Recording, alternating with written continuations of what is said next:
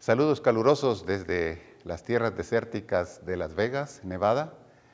Qué bueno que nos acompañen nuevamente y en esta oportunidad pues quisiéramos recordar, hoy precisamente es un día donde el calendario de la Iglesia Cristiana celebra lo que le llaman el Día de Pentecostés, o es cuando nace la Iglesia. Hoy en muchos lugares muchos están celebrando y recordando pues el nacimiento de la Iglesia. A lo largo de los siglos hay un calendario donde se celebran actividades que tienen que ver con la Iglesia. Uno de ellos es el nacimiento de la Iglesia, la otra es la resurrección de Jesús, el nacimiento de Jesús y otros tipos de actividades pues a lo largo del año que nos recuerdan tantas cosas especiales desde su nacimiento hasta el día de hoy. Así es que hoy podemos decir, ¿verdad? Feliz día de la Iglesia. Y usted que está visitándonos hoy, pues es una oportunidad para decirle pues que le damos gracias a Dios por su vida. Continúe reuniéndose y apoyando su iglesia local. Y también felicidades por ser miembro y miembra de la Iglesia Universal. Explicaremos en unos minutos acerca de eso.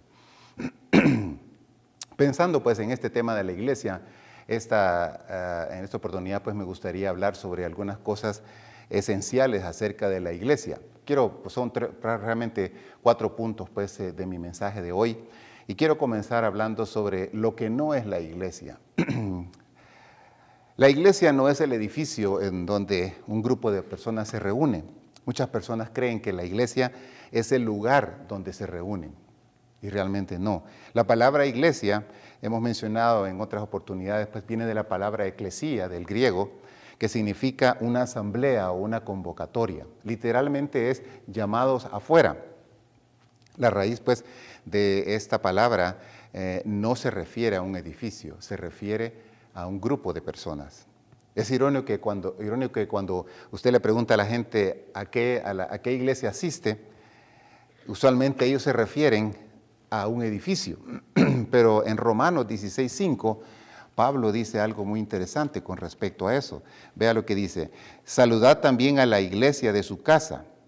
Pablo se refiere a la iglesia en su casa, no a un edificio, sino al cuerpo de creyentes que se reunían allí en Roma.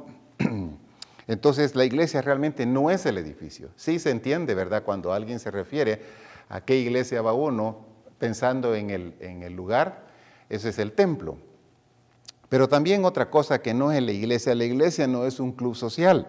Otra realidad es que muchas personas piensan que la iglesia es una especie de club donde se puede socializar, conocer a otras personas, pasar un buen rato, hacer actividades juntos, jugar, comer, etcétera, y hacer un montón de actividades. Aunque todo eso es bueno, favorable, válido y ayuda a disfrutar de un buen tiempo de compañerismo, eso no es la iglesia. Otros caen al extremo de usar este grupo como plataforma para sus propios intereses y conveniencias, quizá para hacer negocios, buscar pareja, modelar ropa, apantallar un auto, su casa, el negocio y sacar provecho de la gente. El peligro de esto es que a veces se infiltran lobos vestidos de oveja y engañan ingenuamente a muchos. Bueno, entonces la iglesia no es el edificio, la iglesia no es un club social, pero tampoco la iglesia no es una determinada denominación. Lamentablemente muchos creyentes de X denominación o de una denominación particular creen que solamente las personas de su congregación y otras congregaciones afines a ellas son las únicas que son la iglesia. Llámese cualquier tipo de denominación que sabemos y que conocemos. Hay que recordar pues que Dios envió a su Hijo. En Juan 3:16 dice que de tal manera amó Dios al mundo que envió a su Hijo unigénito para que todo aquel que en Él cree no se pierda, mas tenga vida eterna. Dios envió a su Hijo a morir por todo el mundo y no por una determinada denominación. Pensar de esa manera es en cierto modo exclusivista, antibíblica podría decir, y pone a los que piensan así en una posición de jueces para determinar quién o quiénes pertenecen a este grupo. Entonces, ¿Qué no es la iglesia? No es el edificio, no es un club social y no es una determinada denominación. Gracias a Dios por las denominaciones. Las denominaciones son plataformas donde la gente que se junta junto con otros más para poder adorar al Señor, aprender juntos, y hay diferentes recursos que pueden ser utilizados por esa denominación. Pero la denominación no es la iglesia son las personas. Ahora, si eso no es la iglesia, entonces, ¿qué es la iglesia? Ese es mi segundo punto. La iglesia, hermanos y amigos, y todos los que nos visitan, déjenme decirles, pues la iglesia es el grupo formado por todos los creyentes en Jesucristo. La iglesia es el grupo formado por todos los creyentes en Jesucristo. Eso es la iglesia. En Hechos 2, capítulo 2, se marca el inicio de este grupo. Usted puede recordar y puede leerlo en la Escritura, el capítulo 2 y capítulo 3, donde vemos el nacimiento pues, de este grupo que llamamos la iglesia, ¿verdad? Prácticamente, ¿verdad? Ahí en el capítulo 2, en 1 en adelante, en algunas Biblias dice la venida del Espíritu Santo. Eso marca el inicio de la iglesia. Y luego, pues, todo el capítulo 2, vemos ahí a Pedro en su primer discurso, muy grande, tremendo, excelente, en el cual, como resultado de este discurso que él dio, muchas personas vinieron a Cristo y el Evangelio fue presentado con una claridad increíble y fue un mover del Espíritu. Ahí dice también, ¿verdad?, que muchos escuchaban el mensaje en su propia lengua y ahí pues hubo algo súper especial. Lo más interesante en ese capítulo, ¿verdad?, que podemos rescatar y aprender es que se dan las lenguas, pero hay que entender el contexto de las lenguas. Las lenguas, por cierto, la palabra griega utilizada para referirse a la lengua es glosolalia. Glosolalia significa un lenguaje. Por eso dice la Escritura que habían de diferentes lugares alrededor en Jerusalén de otros países, de otras nacionalidades, y ellos entendieron en su propia lengua el mensaje que estaba siendo dado. Ahora, si podemos ver entonces, pues lo extraordinario de todo eso fue cómo cada persona entendió el mensaje de salvación a través de una persona tan sencilla como Pedro ese día. Ahí entonces marca el inicio de la iglesia. Ya Jesús había mencionado en otras porciones de la Escritura en los Evangelios el tema de la iglesia, ¿verdad? Y él estaba preparando. Entonces es el grupo formado por todos los creyentes. Número 2 también. La iglesia es el cuerpo de Cristo, donde Él es la cabeza. En Efesios 1, 22 y 23 dice, y sometió todas las cosas bajo sus pies y lo dio por cabeza sobre todas las cosas a la iglesia, la cual es su cuerpo, la plenitud de aquel que todo lo llena en todo. El cuerpo de Cristo comprende entonces dos aspectos, ¿verdad? La iglesia universal, ya mencioné al principio, del tema de la iglesia universal. La iglesia universal es la iglesia formada por todos aquellos que tienen una relación personal con Jesucristo en cualquier parte del mundo. Yo estoy aquí en Estados Unidos, en el estado de Nevada, en la ciudad de Las Vegas, pero quizá usted está en Europa, quizá usted está en África, quizá usted está en Sudamérica, o en cualquier lugar, o en Canadá, en cualquier lugar donde usted se encuentre, donde si usted es un creyente que tiene una relación personal con Jesucristo, usted es parte de la iglesia universal que está a lo largo y ancho de todo el planeta Tierra.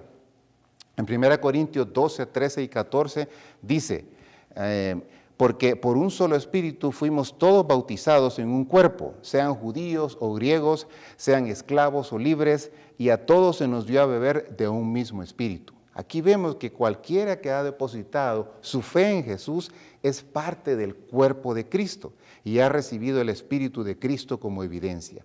La Iglesia Universal, entonces, de Dios, la forman todos aquellos que han recibido la salvación a través de la fe en Jesucristo solamente. La Iglesia Universal completa se congregará en la escena de las bodas del Cordero, como dice Apocalipsis 19, 6 al 9. Que seguirá al arrebatamiento de la iglesia. Entonces tenemos por un lado la iglesia universal. Estamos hablando pues que la iglesia es el cuerpo de Cristo, pero el cuerpo de Cristo está en todo el planeta Tierra y eso se llama iglesia universal. Pero también está la iglesia local, la cual está compuesta por creyentes cristianos identificados como un cuerpo constituido que adora en una localidad. Yo me encuentro aquí en Las Vegas, en la ciudad de Las Vegas, en el estado de Nevada, y cubro un área dentro de esta ciudad para servir a la comunidad, pero también para proveer enseñanza, doctrina y tantas otras cosas a un grupo local de creyentes. Somos aproximadamente unos 40, 50 creyentes que nos reunimos para adorar al Señor. A eso nosotros, a ese grupo de iglesia local, le llamamos Comunidad Cristiana Faro de Luz. Los miembros pues, de una iglesia local constituyen la iglesia aún cuando no están congregados, como puede verse, por ejemplo, en Hechos 14:27, que dice, y habiendo llegado y reunido a la iglesia, refiriendo cuán grandes cosas había hecho Dios con ellos. Vivimos en un momento de pandemia donde hemos tenido que adaptar y ser flexibles y acomodarnos a un nuevo cambio y una nueva dinámica como iglesias, ¿verdad? Por ejemplo, una iglesia virtual, ¿verdad? Hacerlo a través de las cámaras, utilizando las diferentes plataformas sociales. Eso es bueno, ¿verdad? Porque no nos hemos estancado, ¿verdad? Por un lado. Pero también es un reto, ¿verdad? A esta pandemia, pues, pasar y todo esto. Tenemos que acomodarnos y adaptarnos a los nuevos, a la nueva normalidad, como se oye en los medios, en las noticias. En Gálatas 1 y 2, por ejemplo, Pablo dice, Pablo apóstol y todos los hermanos que están conmigo a las iglesias de Galacia. Aquí vemos que en la provincia de Galacia había muchas iglesias, lo que llamamos una iglesia local. Es un cuerpo local de creyentes. Quizá usted está en otra ciudad, en otro estado, en otro país. Déjeme decirle, usted es miembro de esa iglesia local. La iglesia local es donde los miembros de la iglesia universal pueden aplicar plenamente los principios del cuerpo, como dice 1 Corintios 12, ¿verdad? Que habla acerca del cuerpo, que somos un cuerpo y cada uno tiene diferentes funciones. Finalmente, todos los creyentes genuinos son miembros del cuerpo universal de Cristo. Sin embargo, todos los fieles creyentes deben estar identificados con una iglesia local donde se congregan para adorar, confraternizar y servir con cierta regularidad. Eso es lo que nos exhorta Hebreos 10, 24 y 25, que lo veíamos hace unos días. No dejando de congregarnos como algunos tienen por costumbre. Entonces la palabra está animándonos, exhortándonos a ser parte de ese grupo local también. Porque hay personas que consideran que no necesitan ir a congregarse en algún lugar. Claro que necesitan, ¿verdad? Si eso no hubiera sido el propósito, ¿verdad? Hubiera quedado muy claro en la Escritura. Pero lo que vemos, ¿verdad? Y el apoyo bíblico que encontramos es la exhortación a congregarse. Los cristianos, pues, deben ser discípulos, deben ser hermanos y miembros de un cuerpo. Por eso hablamos de una iglesia local. La persona llamada Aimee Semple McPherson dijo con respecto al tema de la iglesia local, creemos que habiendo aceptado al Señor Jesucristo como Salvador personal y Rey, y habiendo así nacido de nuevo a la familia y cuerpo invisible e iglesia del Señor, es deber sagrado del creyente, siempre que esté a su alcance, identificarse y trabajar ardientemente posible, lo más ardientemente posible con la iglesia visible de Cristo sobre la tierra para la edificación del reino de Dios. Por eso, 1 Corintios 12, ¿verdad? Que recomiendo, pues, si usted tiene tiempo para leerlo, habla sobre que somos un cuerpo y Dios nos ha dado capacidades y habilidades y dones para poderlos desarrollar dentro de ese cuerpo, para edificación de la iglesia, no para su propia edificación, sino para edificación de la iglesia. Esas habilidades que usted tiene, los dones que Dios le ha dado, utilícelos para el cuerpo local donde usted se congrega. La iglesia universal la forman los que han confiado en Cristo para salvación. Estos miembros de la iglesia universal deben buscar compañerismo y edificación en una iglesia local. Necesitamos, pues, retomar eso y recordar eso. Pero también, además de que la iglesia es un grupo formado de todos los creyentes en Jesucristo, además de que es el cuerpo de Cristo, la iglesia es la esposa de Cristo. En Efesios 5, 25 al 27, en el contexto de maridos y sus mujeres, el pasaje bien interesante lo que dice ahí Pablo, dice, dirigiéndose a los efesios, les escribió comparando la relación entre el marido y la esposa como la relación entre Cristo y su iglesia. El versículo 25 dice, maridos, amad a vuestras mujeres, así como Cristo amó a la iglesia y se entregó a sí mismo por ella. Y el versículo 27 dice, para presentarla a una iglesia gloriosa, que no tenga mancha ni arruga, ni cosa semejante, sino que sea santa y sin mancha. Colosenses 1:18 dice, Él es también la cabeza.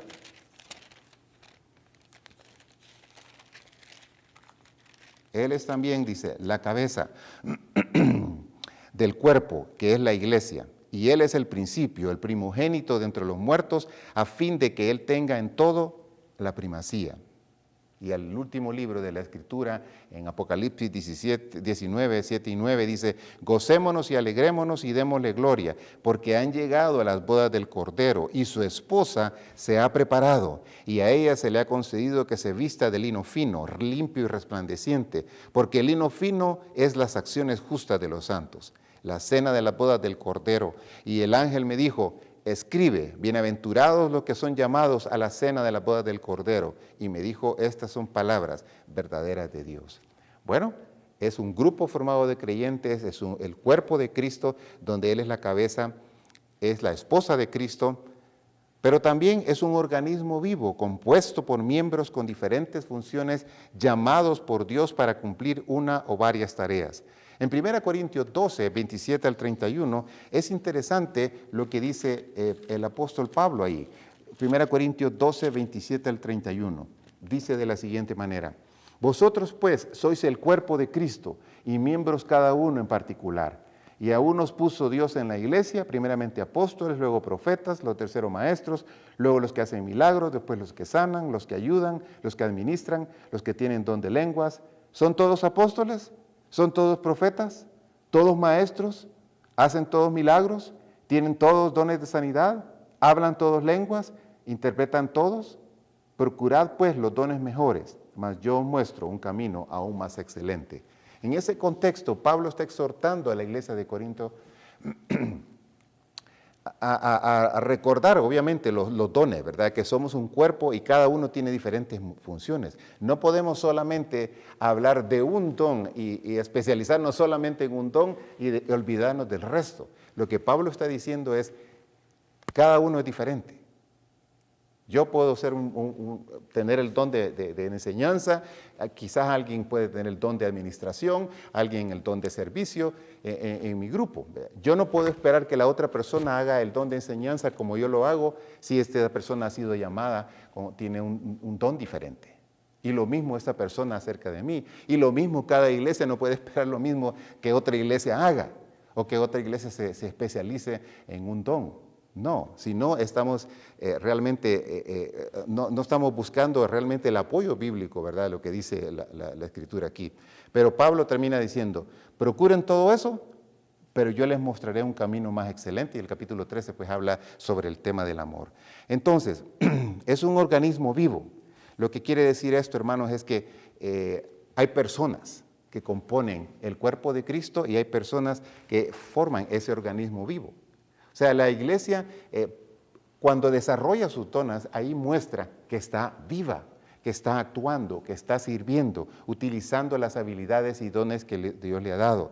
Por ejemplo, en Efesios 4, 11 al 16, Pablo dice aquí algo muy interesante, escribiendo a esta iglesia, y les dice, y él mismo constituyó a unos apóstoles, a otros profetas, a otros evangelistas, a otros pastores y maestros, a fin de perfeccionar a los santos para la obra del ministerio, para la edificación del cuerpo de Cristo, hasta que todos lleguemos a la unidad de la fe y del conocimiento del Hijo de Dios, a un varón perfecto a la medida de la estatura de la plenitud de Cristo, para que ya no seamos niños fluctuantes, llevados por doquiera de todo viento de doctrina, por estratagema de hombres, que para engañar emplean con astucia las artimañas del error, sino que siguiendo la verdad en amor, crezcamos en todo en aquel que es la cabeza, esto es Cristo, de quien todo el cuerpo, bien concertado y unido entre sí por todas las coyunturas que se ayudan mutuamente según la actividad propia de cada miembro, recibe su crecimiento para ir edificándose en amor. Si ustedes notan ahí, ¿verdad?, cuán importante es el desarrollar nuevamente esos dones. Y el propósito es que los hermanos, cuando usted desarrolla sus dones, edifica la iglesia, lo que está haciendo es ayudando y colaborando para que ese cuerpo, ese organismo vivo, la iglesia, vaya creciendo y vaya fortaleciéndose, vaya madurando. Usted madura cuando se expone a los dones y habilidades de otros. Y otras personas ayudan y contribuyen para eso, pero usted también ayuda a los demás cuando usted utiliza sus dones y habilidades.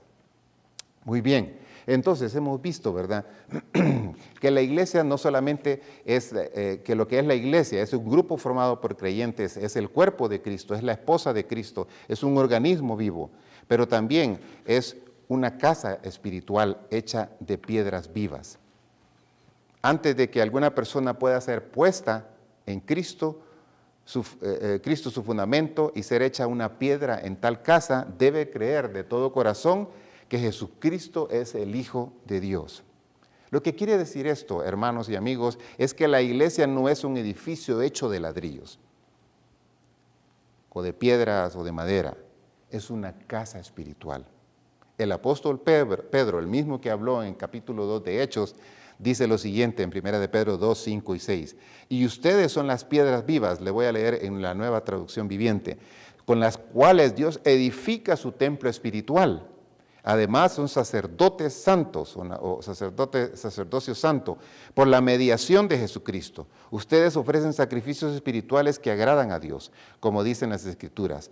Pongo en Jerusalén una piedra principal elegida para gran honra, y todo el que confíe en él jamás será avergonzado. Pedro escribiendo a esta iglesia, recordándoles que eran piedras vivas. Y Pablo escribió a los de la iglesia de Éfeso y les dijo que ellos fueron edificados sobre el fundamento de los apóstoles y profetas, siendo Jesucristo la piedra angular en quien todo el edificio, bien ajustado, dice Pablo, va creciendo para ser un santuario sagrado en el Señor. Esto está en Efesios 2, 20 al 21. Y a la iglesia de Corinto él les dice, o les preguntó, ¿no sabéis vosotros que sois santuario de Dios y que el Espíritu de Dios mora en vosotros? Es interesante entonces darnos cuenta pues que la iglesia no solamente es un edificio, ¿verdad?, sino que es el cuerpo de Cristo y otras cosas que hemos mencionado, y ahora pues estamos diciendo pues que es una casa espiritual. Finalmente, para terminar este punto, la iglesia es una lámpara, es un candelero, como dicen otros, y en el caso nuestro pues es un faro. Cualquiera de estos artículos tiene que ver con alumbrar, sea lámpara, sea candelero o sea un faro. Tiene que alumbrar en donde está. Si el propósito no se cumple, entonces no sirve para nada y no es más que un adorno. En el segundo y tercer capítulo de Apocalipsis encontramos los mensajes del Señor a las 7 iglesias localizadas en lo que hoy es la parte más occidental del país de Turquía. Y en el lenguaje simbólico con que comienzan esas cartas, Jesús usó el término lámparas para referirse a esas 7 congregaciones, o los 7 candeleros, que son esas 7 iglesias en Apocalipsis 1:20. Jesús dijo a sus discípulos en Mateo 5, 14 al 16, en el Sermón del Monte, vosotros sois la luz del mundo. Una ciudad asentada sobre un monte no se puede esconder, ni se enciende una lámpara para ponerla debajo de un almudo, debajo de un mueble, sino sobre el candelero, para que alumbre a todos los que están en casa. Así alumbre vuestra luz delante de los hombres, de tal modo que vean vuestras buenas obras y glorifiquen a vuestro Padre que está en los cielos. Y Pablo dijo a los de la iglesia de Filipenses, instruyéndoles, les dijo, que fueran irreprensibles y sencillos, hijos de Dios sin mancha, en medio de una generación tortuosa y perversa, en medio de la cual resplandezcan como luminares en el mundo, manteniendo en alto la palabra de vida. Pablo también entonces hacía esta exhortación de ser luminares, ser un candelero, una lámpara, un faro para alumbrar ahí donde estamos. Yo sé que usted vive en su vecindario y tiene vecinos que tal vez son personas que no conocen de Cristo. Ahí usted es ese faro, esa lámpara, ese candelero. En el trabajo vivimos quizás con compañeros de trabajo que no conocen y no tienen la menor idea acerca de Jesús. Ahí es usted ese candelero, ese faro. O quizás en cualquier lugar donde nos movamos, ¿verdad? Vamos a encontrar personas que están lejos de Dios. Vamos a encontrar oscuridad y necesitamos penetrar esa oscuridad a través de la luz de Cristo, a través de esa luz que usted ya tiene para alumbrar a otros. Además de este tema de la iglesia, ¿verdad? Tenemos que hablar acerca del fundador y el fundamento. El fundador, claramente en Mateo 16, 18, Jesús dijo a Simón Pedro, y yo también te digo que tú eres Pedro, y sobre esta roca edificaré mi iglesia, y las puertas del Hades no prevalecerán contra ella. Este pasaje indica obviamente que Cristo es el edificador, el fundador de la iglesia del Nuevo Testamento, y que Él llama a esta iglesia su iglesia. Cualquier iglesia fundada por algún otro que no sea Cristo, no es la iglesia de Cristo. Déjeme repetirle eso. Cualquier iglesia fundada por algún otro que no sea Cristo, no es la iglesia de Cristo. En el Antiguo Testamento, es interesante las palabras de David. David anunció una gran verdad cuando dijo en Salmo 127:1, si Jehová no edifica la casa, en vano trabajan los que la edifican. Y en el Nuevo Testamento, pues en 1 Timoteo 3:15 dice, la casa de Dios es la iglesia del Dios viviente. Si el Señor no edifica su casa, es en vano. Los trabajadores trabajan en vano.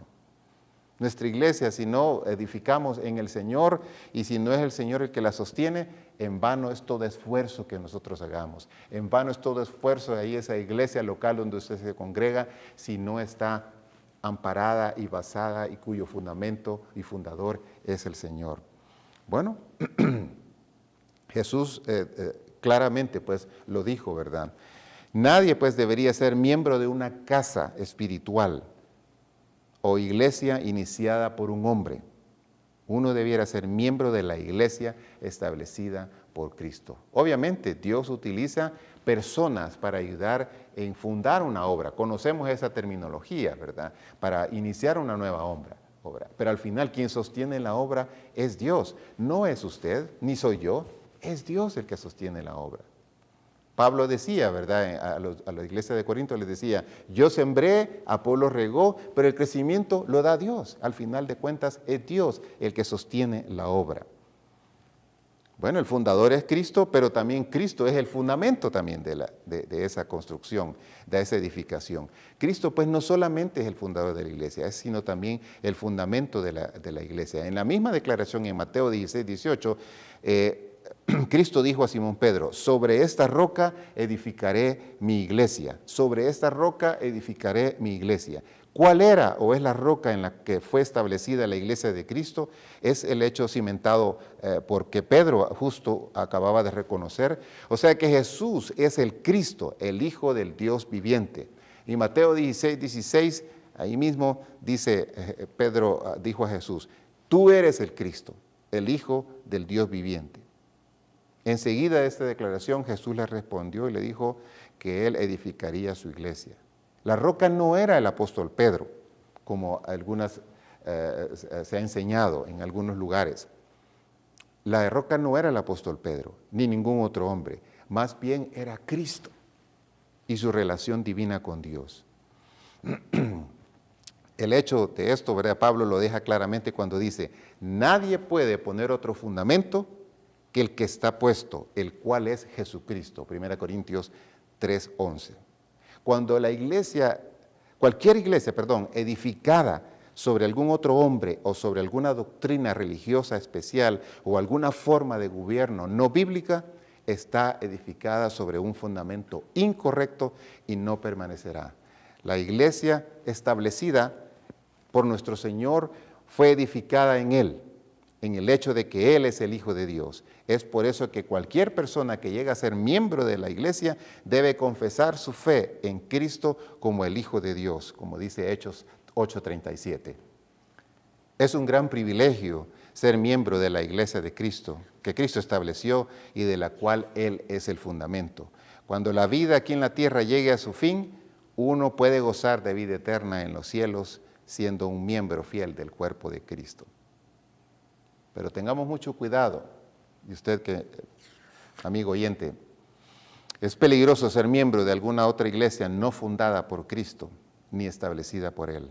No hay promesa de salvación eterna por ser miembro de una iglesia formada y establecida por hombres con ideologías humanas. ¿Por qué va a arriesgar su alma? Busque una iglesia cristocéntrica donde se predique a Cristo, si usted se encuentra pues en una equivocada. Y finalmente el ministerio de la iglesia. Hemos hablado de lo que es y no es la iglesia. Hemos hablado de los diferentes puntos, ¿verdad?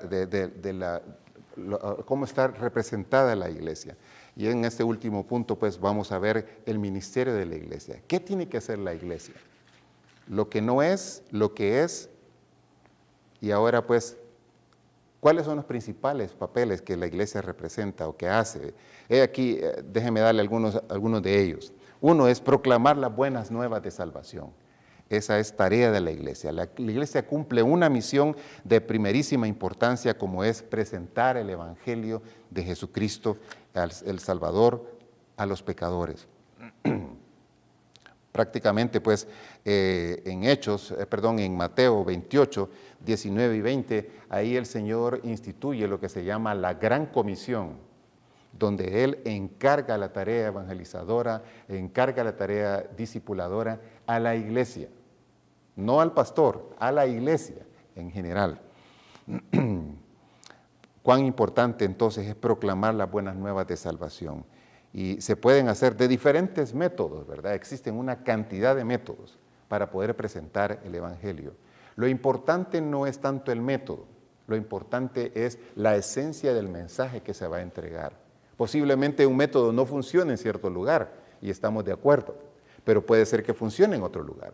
Pero lo más importante que tenemos que rescatar y llevar, ese es el mensaje salvador, el mensaje de esperanza a aquella persona, a aquel grupo, a aquel país, a aquella ciudad o personas que no conocen de Él, ese mensaje. Francisco de Asís dijo, predica y cuando sea necesario, usa palabras. Predica y cuando sea necesario, usa palabras. Lo que quiere decir esto es que su vida tiene que reflejar a quien sigue. Su vida tiene que reflejar al Salvador que usted sigue, a la persona que usted le entregó el control de su vida, a Jesús. Su manera de hablar, su manera de pensar, su manera de actuar va a reflejar mucho acerca de ese Salvador que usted está siguiendo.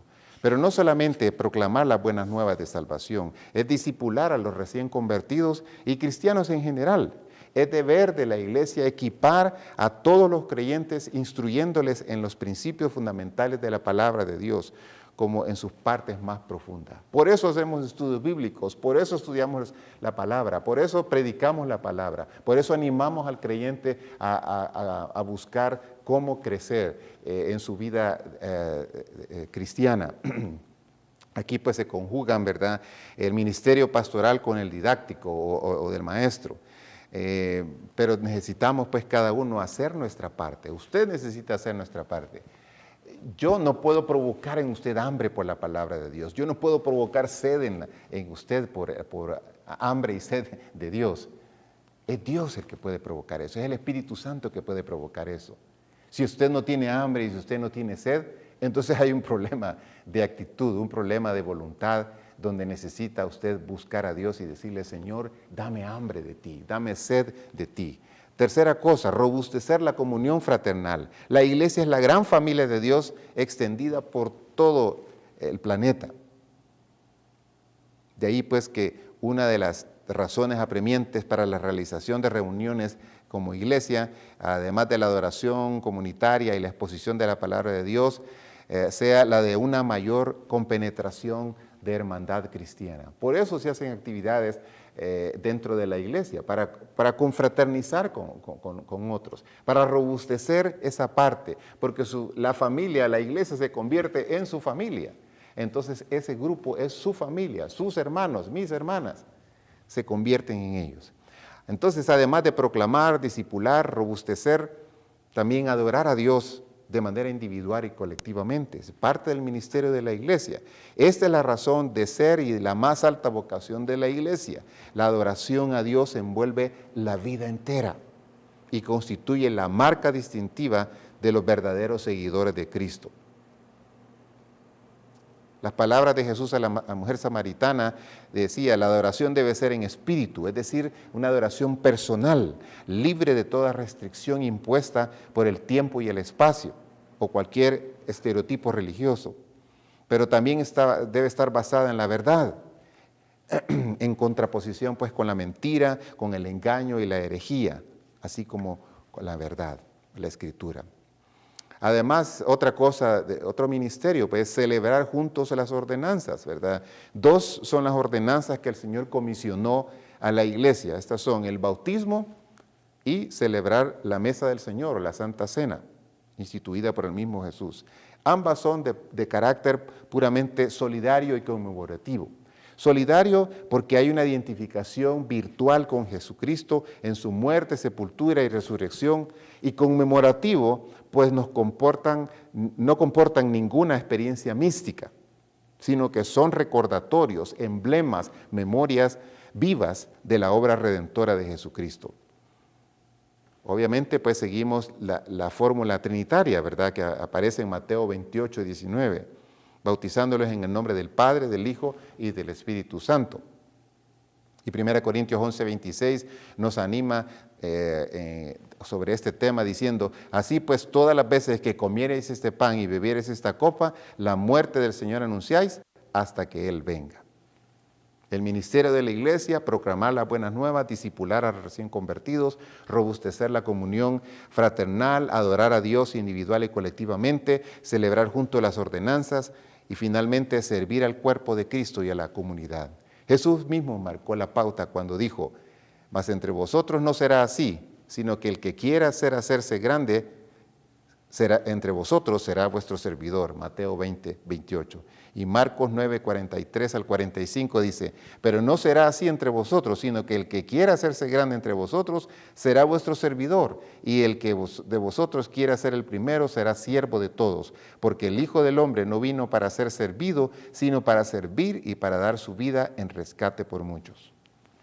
En Juan 13 vemos a Jesús lavando los pies de sus discípulos y él les dice, así como yo lo he hecho, háganlo ustedes. Resumiendo entonces, pues, usted es la iglesia, usted es parte del grupo de redimidos, es el cuerpo de Cristo, es un organismo vivo, es parte de esa esposa ataviada cuando llegará ese día para estar en la boda del Cordero.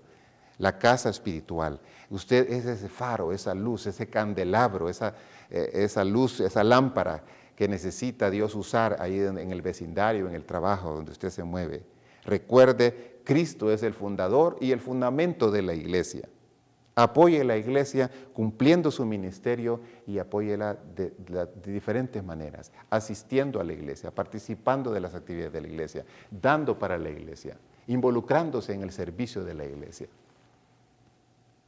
En esta pandemia, pues, yo sé que muchos posiblemente van a quedar exhaustos y quizás no van a regresar a la iglesia. Se habla de un porcentaje que no lo hará. Pero vivimos en un tiempo de pandemia donde quizás algunas de las cosas que vamos a estar viendo, común va a ser utilizar pues un sanitizador, andar poniéndose a taparse la boca, ¿verdad? Y obviamente todas estas cosas son importantes. Y si usted pues está en La Vega va a tener que usar lentes así cuando llegue el verano.